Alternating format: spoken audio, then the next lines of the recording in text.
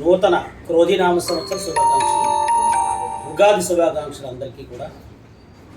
ఈ సంవత్సరం మేషరాశి వాళ్ళకి ఎలా ఉంటుందో మనం తెలుసుకుందాం.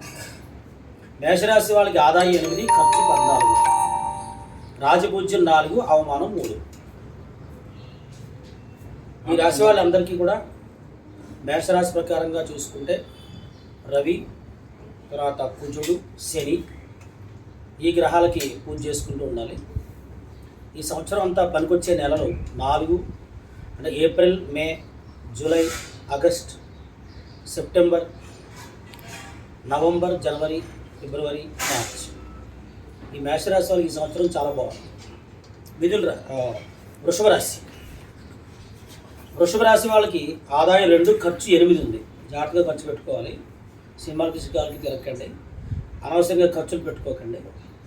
తర్వాత రాజపూజ్యం 7 ఉంది. పూజించే వాళ్ళు 3 ఉన్నారు, తిట్టేవాళ్ళు 3. అంటే గౌరవం బాగానే ఉంది కాబట్టి గౌరవాన్ని కాపాడుకుంటారండి. ఈ సంవత్సరం ఈ రాశి వాళ్ళందరికీ కూడా ఎక్కువ నెలలు అంటే పనికొచ్చే నెలలు మాత్రం తక్కువ ఉన్నాయి కాబట్టి కొంచెం ఈశ్వరుడికి అభిషేకం చేసుకుంటూ ఉండండి, చాలా బాగుంది. తర్వాత మిథున రాశి. మిథున రాశి వాళ్ళకి ఆదాయం 5, ఖర్చు 5 ఉంది. రాజపూజ్యం 3, అవమానం 6. కొంచెం జాగ్రత్తగా ఉండాలి ఫ్రెండ్స్ తోటి. వాళ్ళకి మిథున రాశి వాళ్ళు కొంచెం జాగ్రత్తగా ఉంటే మంచిది. ఎందుకంటే రాజపూజ్యం తగ్గింది, గౌరవం తగ్గింది కాబట్టి అవమానం ఎక్కువ ఉంది కాబట్టి కొంచెం జాగ్రత్తగా ఉండాలి. తర్వాత కర్కాటక రాశి. కర్కాటక రాశి వాళ్ళకి ఆదాయం 14, ఖర్చు 2 ఉంది. అన్ని డబ్బులు దాచేసుకోవచ్చు వీళ్ళు, చాలా బాగుంటుంది. తర్వాత రాజపూజ్యం 6, అవమానం 6 ఉంది. అంటే సమానంగా ఉన్నాయి, 2 ఆదాయం ఖర్చు 2 సమానంగా ఉన్నాయి. మీరు ఏ పనులు చేపడితే కనుక మంచి ఆలోచన చేస్తే ఏదైనా ప్రాపర్టీస్ లేకపోతే వాహనాలు, చదువుల్లో బాగా ఖర్చు పెట్టుకోవడం చేయగలుగుతారు. తర్వాత సింహరాశి. సింహరాశి వాళ్ళకి ఆదాయం 2, ఖర్చు 14 ఉంది.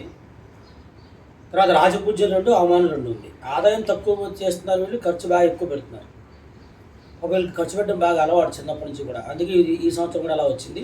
కానీ కోపం తగ్గించుకుని ఖర్చు తగ్గించుకుంటే ఈ సంవత్సరం ఈ సింహరాశి వాళ్ళకి చాలా బాగుంటుందని చెప్పి తెలియజేస్తున్నాం. కన్యారాశి. కన్యారాశి వాళ్ళకి ఆదాయం 5, ఖర్చు 5, రాజపూజ్యం 5, అవమానం 2.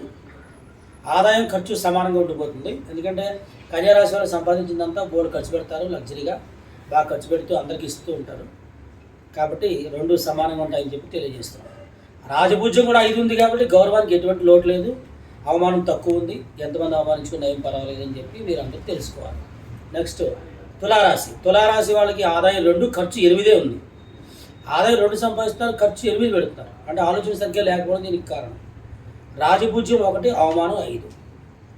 పూజించే వాళ్ళు 1, తిట్టేవాళ్ళు 5 ఉన్నారు. చక్కగా వీళ్ళకి కొంచెం జాగ్రత్తగా ఉండాలి. వీళ్ళు ఆలోచన మార్చుకొని కొంచెం ప్రశాంతంగా ఉండగలిగితే, క్రోధం తగ్గించుకుంటే వీళ్ళకి బాగుంటుంది.